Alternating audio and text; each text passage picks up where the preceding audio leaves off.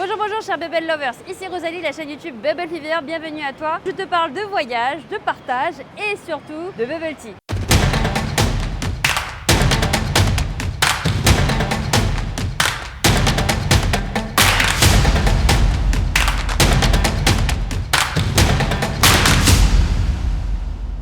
Aujourd'hui, je me trouve en plein cœur de Hong Kong, le deuxième pays du bubble tea, pour définir quel sera le meilleur bubble tea. Mais avant d'aller plus loin, si tu veux en savoir plus et lancer ton propre business de bubble tea bar, je t'invite à t'inscrire à ma prochaine masterclass où je vais pouvoir te donner toute la méthode et les étapes clés pour te permettre de lancer ton activité à toi de manière rentable et autonome et surtout durable. Et si tu souhaites commander tout le nécessaire pour pouvoir t'équiper dans ton bubble tea bar des matières premières, tout l'équipement et matériel, tu peux aller sur notre site internet bubblefever.com. Et enfin, si tu aimes le contenu de ce que je te partage, n'hésite surtout pas à t'abonner pour être motivé des prochaines vidéos. Donc l'objectif de cette vidéo, c'est tout simplement de savoir quels sont les meilleurs bubble tea bars du secteur à Hong Kong.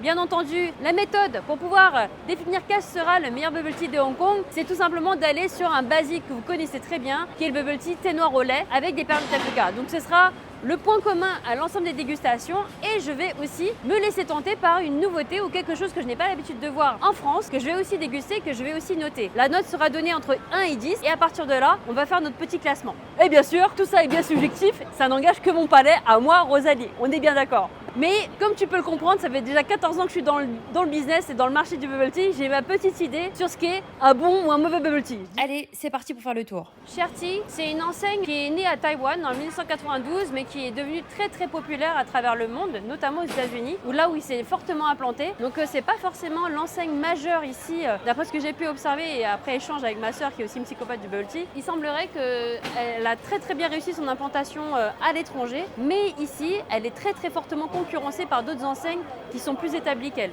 Donc on va tester. Alors ce qui est intéressant, on voit en termes de tendance qu'il y a des choses qui n'ont rien à voir avec des bubble tea, mais des boissons qui sont plus variées, à base de limonade, d'eau gazeuse mélangée avec des vrais fruits ou des sirops de fruits. On observe aussi ces textures avec du foam, donc ce qu'ils appellent en fait le cheese foam. C'est le principe de la mousse, un peu crème fouettée, qui va être mis en topping au-dessus des boissons. Donc on a ce qu'on appelle aussi des fruit jam, donc des fruits qui sont un peu en coulis, travaillés en confiture et qui vont donner une texture. Hi, would like to take the tapioca milk tea, the classic one, and the second one, I would like to pick up the pineapple with the foam cheese. It's so out. Oh, so loud. Strawberry. Okay, we taste strawberry then. Thank you. Donc on en a eu pour 63 $ hongkongais, donc ça représente à peu près 8 €. Donc c'est un peu plus cher qu'à Taipei, mais ça reste moins cher qu'à Paris. Let's try. Alors c'est un slush à la fraise, donc c'est un fruit jam, je confirme, on n'a pas le vrai goût de la fraise, un peu trop sucré à mon goût. Donc je pense qu'avec le cheese foam ça permettrait d'équilibrer parce que ça connaît un côté un peu cheesy, un peu salé. L'idée était bonne, mais l'exécution est pas terrible. Pour le coup je mettrais un 5 sur 10, parce que je trouve que là c'est pas assez équilibré, le sucre il est trop prenant, c'est dommage. On va tester le classic milk tea.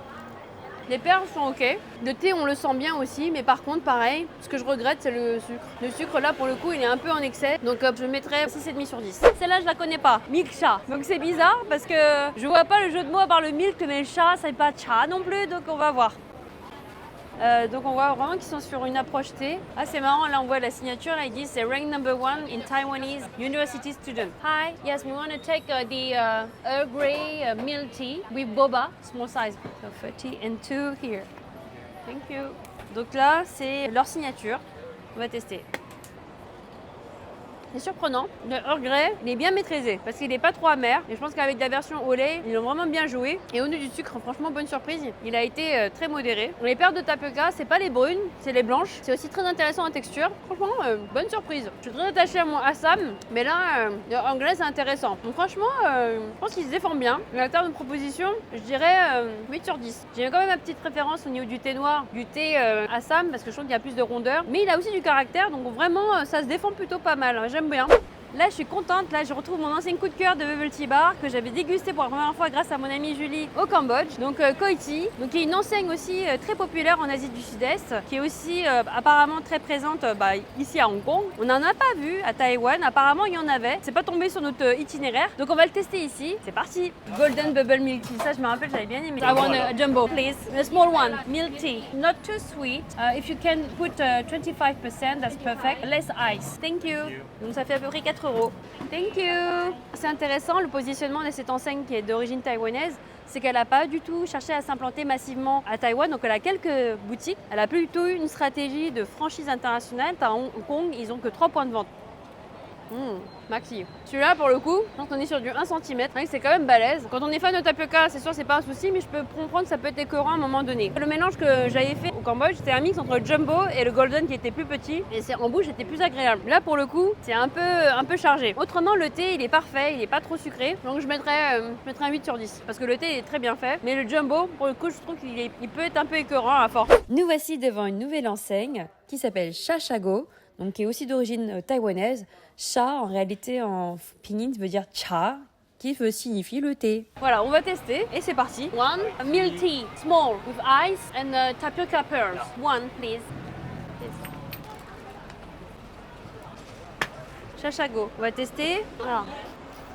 Les perles sont petites, c'est pas les tapioca brunes, donc là je suis pas fan. Le goût du thé, on le sent pas suffisamment et on sent trop le goût du creamer. Je suis pas fan, donc je mettrai en dessous de la moyenne pour la première fois. Certains vont me dire ouais, bon Zali t'exagères, c'est pas dégueulasse. Ouais, franchement, quand je vous disais que la qualité du bubble tea en Asie, surtout à Hong Kong et à Taïwan, il est très élevé. Là pour le coup, c'est vraiment déceptif. Donc pour moi, c'est 4 à 5 sur 10.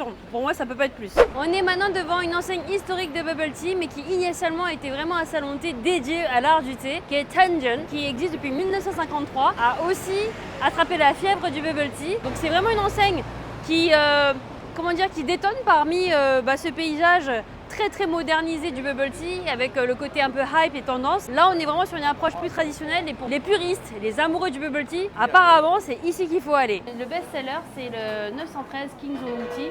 I'm gonna take the 913 Oolong Tea with milk tea, with tapioca pearls. Medium, please. Less ice and less sugar, please. Yeah. Thank you. Effectivement, il y a du monde qui attend. C'est parti. Ah ouais, les perles sont parfaites. Elles sont pas trop cuites, elles ont vraiment une texture soyeuse. Franchement, la maîtrise est incroyable. On sent la différence parce qu'en fait, les perles de tapioca, lorsqu'elles sont déjà trop dures, cuites depuis trop longtemps et que tu sens aussi quand elles ont été trop cuites et qu'elles viennent d'être fraîches, mais que du coup, la texture est trop moelleuse, trop molle. Là, on est vraiment sur la perfection. C'est vraiment entre 9 et 10 sur 10 parce que franchement, l'expérience, même le thé, on le sent, il n'est pas acre. C'est intéressant parce que le oolong tea, là, on sent vraiment le côté roasted. Il a vraiment du goût, il est parfumé, mais en même temps, il arrache pas la bouche. C'est super bon là. Franchement, le oolong tea 913, là, il est incroyable. Validé.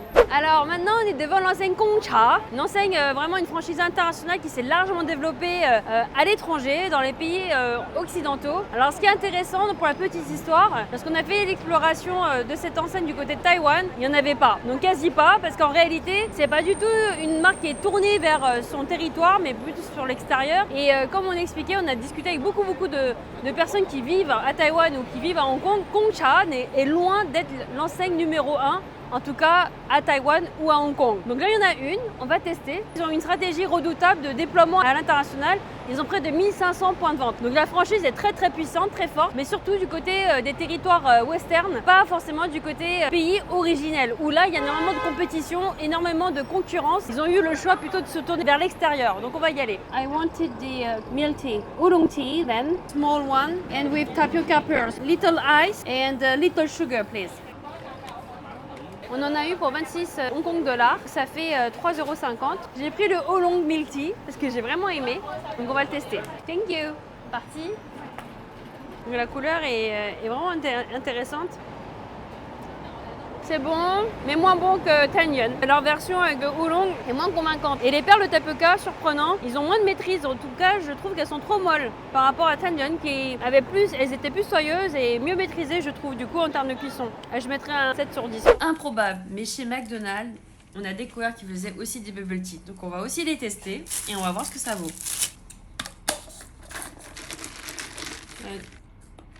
Il est pas sucré, c'est pas mauvais, franchement, c'est pas le pire. Enfin, franchement, je m'attendais à pire. Finalement, il maîtrise plutôt pas mal. Donc, brown sugar, plutôt honorable, mais ça se voit que c'est pas la façon authentique du brown sugar. Il n'a pas été cuisiné dans le brown, ça se voit. Et là, c'est le matcha avec des perles brown sugar. Pareil, c'est des sirops. Oh, franchement, on sent pas bien le matcha. Il y a plus la couleur que le matcha. Et les perles, elles sont de bonne taille. Elles sont grosses. Bonne surprise. Vraiment, bonne surprise, je suis étonnée. Je m'attendais pas à avoir des bons bubble tea chez McDonald's. Franchement, ils se défendent pas mal. Voilà pour ce panorama des différents bubble tea bars de Hong Kong. On n'a pas pu explorer l'ensemble des enseignes, mais en tout cas pour ce qui est des principales, on a pu noter plusieurs choses. Donc pour moi en tout cas, de toutes celles qu'on a pu déguster là pour ce reportage et cette vidéo, c'est vraiment Tianjin qui se démarque de très loin de tous les autres enseignes qu'on a pu déguster aujourd'hui. Et donc c'est très intéressant de voir qu'il s'agit d'une enseigne qui s'est vraiment tournée sur l'intérieur, donc sur le territoire principalement taïwanais, hongkongais et japonais, et qui n'a pas cherché vraiment à se développer d'un point de vue international. Donc pour goûter cette qualité, il va falloir prendre votre billet d'avion et venir en tout cas en Asie.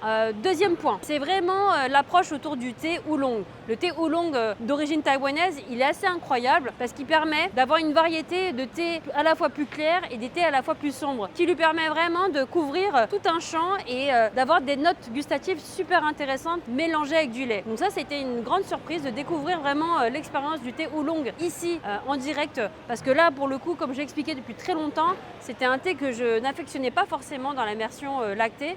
Et là, je suis très surprise. Ça a nourri la réflexion pour nous. Autre point que je note dernièrement, c'est qu'en ayant fait le comparatif finalement de toutes les enseignes, on se rend compte qu'avoir une franchise, c'est pas forcément la garantie d'une qualité. On a pu l'observer, que ce soit avec Sherty, que ce soit avec Gongcha, qui ont peut-être une influence et un rayonnement international, mais qui, on voit bien d'un point de vue point de vente, ça dépend véritablement du niveau d'engagement et de formation qu'il y a au niveau du staff pour pouvoir maintenir et garantir une qualité. En tout cas, si tu souhaites toi aussi lancer ton propre bubble tea bar, de t'intéresser à la méthode Bubble Tea Academy que j'ai développée et que tu pourras aussi découvrir lors de mes masterclass que je dispense de façon gratuite pour te permettre d'avoir une meilleure compréhension, mais surtout les étapes clés pour avoir une enseigne de bubble tea bar qui te ressemble, qui soit unique, rentable. Donc voilà, il suffit de t'inscrire autour du lien de cette vidéo pour pouvoir réserver ta place lors de ma prochaine masterclass gratuite. Voilà, si tu souhaites aussi commander directement les matières premières pour équiper ton bubble tea bar, fourniture, équipement, matériel, accessoires et matières premières, tu peux aller sur notre e-shop bubblefever.com. Et enfin, si tu as aimé le contenu de cette vidéo, n'hésite surtout pas à t'abonner, à commenter et à partager.